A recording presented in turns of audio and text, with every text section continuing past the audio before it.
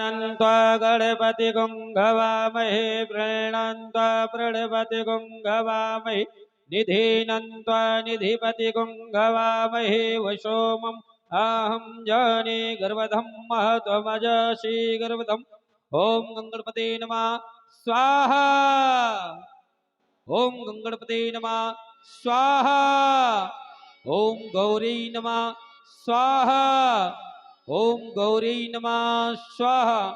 हे महाराज वशिष्ठ जी, मैंने संपूर्ण देवी देवताओं की आहुति दिलाई, लेकिन अभी तक यज्ञ भगवान प्रसन्न नहीं हुए।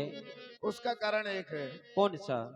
आपने बहुत आहुतियां यज्ञ में छुड़वाई, लेकिन अभी तक अग्निदेव प्रकट नहीं हुए जी। कारण एक है, कुल गुरु इनके रंगनाथ हैं, और अगर कुल गुरु की एक आहुति हो जाएगी तो शायद अग्नि भगवान प्रकट हो जाएंगे। क्यों नहीं? ओम रंगनाथाय नमः भक्ति सहित मुनिया भूत दीन प्रगटे अग्नि चरु कर लीने। बोलिए अग्निदेव भगवान की जय हो।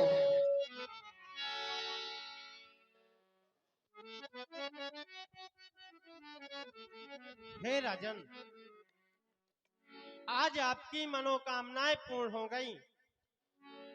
आज आपके द्वारा पुत्र प्राप्ति यज्ञ करवाया गया, वो सफल हो गया। क्यों नहीं सफल होगा?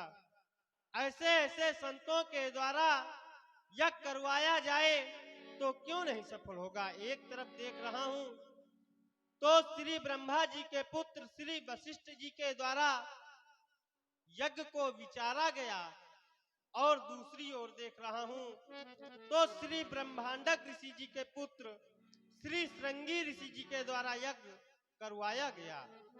जो वशिष्ठ कछु हृदय विचारा, सकल काज भय सिद्ध तुम्हारा। यह हविवाट देहु न पजाई, यथा योग्य जहि भाग बनाई। हे राजन, यह यज्ञ भी तीनों रानियों में भाग बनाकर बांट देना। इसके पान करने से उन्हें पुत्रों की प्राप्ति होगी। जो कछु कार्य विचार्यो ऋषि, सब पूर्ण भयो न काज तिहारो। यह हाथ से हवि ले जाओ ग्रह को, पिय रानियों से बैन दुजराओ। यथा योग ले भाग बनाई, सो श्यामल मूरत को उर्धारो। दुज राम गोपाल मिले सुतचार, सत्य ही सत्य आशीष हमारो। सत्य ही सत्य आशीष हमारो, ले जाओ। तब अदृश्य भय पावक सकल सब ही समुझाए। परमानंद मगन नप हर्ष न हृदय समाये।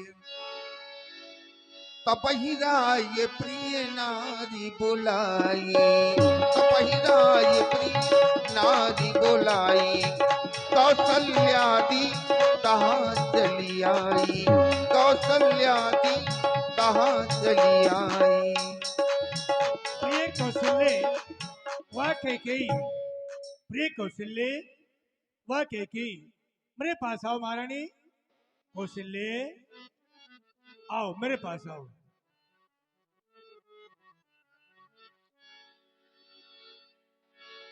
आओ, सदा प्रसन्न रहो। मणि तुम्हें बुलाया है। आओ कौशल्य, तुम्हारी स्वामी कैकेयी आओ भी आ रही है। सब आ रही हैं। आओ, मैंने तुम्हें बुलाया है और बुलाने का अभिप्राय जानना चाहती हूँ। क्यों बुलाया है? अवश्यनाथ, क्योंकि मैं देख रही हूं कि आप प्रसन्न तो रहते थे, पर आज ये खिला हुआ मुखमंडल चंद्रमा के समान अति प्रसन्नता दिख रही है। हाँ, तो अति प्रसन्नता का कारण क्या है नाथ? यही बताने हेतु मैंने तुम्हें बुलवाया है। प्रिय, कुछ करोगे तुम भी? नहीं स्वामी। अब सुनो, मैंने क्यों तुम्हें बुलाया है। तुम्हें तो भली बात ये भी ज्ञात है कि हमारे कोई संतान नहीं है, और संतान प्राप्ति के लिए मैंने एक नहीं दो नहीं यद्यपि 3 विवाह ही किए, पर संतान की प्राप्ति हमें नहीं हुई। ये विधाता की लेखनी विलक्षण है। बहुत दिन बीत गए, 60,000 आयु की बीत गई, पर पुत्र प्राप्ति नहीं हुई। अचानक हृदय में गिलानी हुई कि मेरे बाद इस पावन नगरी का क्या होगा, क्या कुल का दीपक बुझ जाएगा। हृदय की वेदना दुख को लेकर हम पहुंचे पूज गुरुदेव के पास और अपनी वेदना सुनाई। पर संत बड़े दयालु होते हैं, उन्होंने एक दुख को दूर करने के लिए यज्ञ करवा दी। यज्ञ हो गई और यज्ञ के माध्यम से ये हमें प्रसाद मिला है। अब तुम सोचोगी कि महाराज यज्ञ हो गया, यही तो मैं विचार कर रही हूँ महाराज कि आपने यज्ञ करवा लिया, और मैंने सुना है विद्वानों से, ऋषियों से, ब्राह्मणों से कि यज्ञ बगैर अर्धांगिनी की सफल नहीं होते, यथार्थ सत्य है। पर आपने यज्ञ करवाया, हमें नहीं बुलाया। महारानी, तुम जो कह रही हो सत्य है, क्योंकि यज्ञ में राजा रानी के रूप में पति पत्नी बैठते हैं, पर मैंने उस यज्ञ में भाग नहीं लिया। यदि उस यज्ञ में हम भाग लेते या यजमान के रूप में हम बैठते तो अर्धांगिनी तुम अवश्य होती। उसमें हुआ क्या मालूम है, भक्ति और शक्ति के माध्यम से भगत श्रेष्ठ मुनि आहुति देना, भक्ति और शक्ति के माध्यम से यज्ञ की गई है। हमने यज्ञ में भाग नहीं लिया। उसी यज्ञ में अग्नि भगवान प्रकट हुए और ये प्रसाद दिया और कहा भी कि राजन अपनी रानियों में यथायोग भाग बना करके बांट देना, जिससे तुम्हें 4 पुत्रों की प्राप्ति होगी। सुन लो, आधा तुम लो, क्योंकि तुम अर्धांगिनी हो, पहली रानी हो, आधा अधिकार तुम्हारा है आधे का। भले आप बाद में चाहे 3 नहीं चाहे 14 रानी हो जाए, पर आधा अधिकार तुम्हारा है, क्योंकि तुम प्रथम रानी हो। सो आधा तुम लो।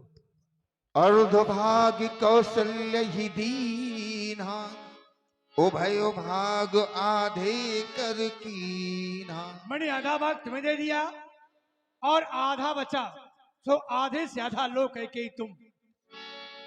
कह के कह सो न पुदयबु, रहो सो उभय भाग पुनि भयबु।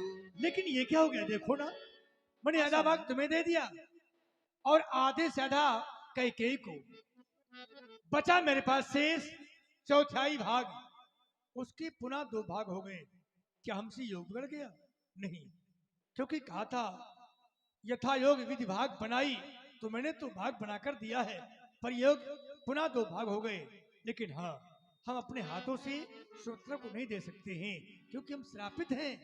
क्यों महाराज, क्यों नहीं दे सकते? क्योंकि हम श्रापित हैं, जिसमें सुमित्रा के साथ में विवाह करके हम वापस लौट रहे थे, उस समय रास्ते में सप्तऋषि मिले और हमने प्रणाम नहीं किया। क्यों नहीं किया? क्योंकि हम उसे देखकर मोहित थे।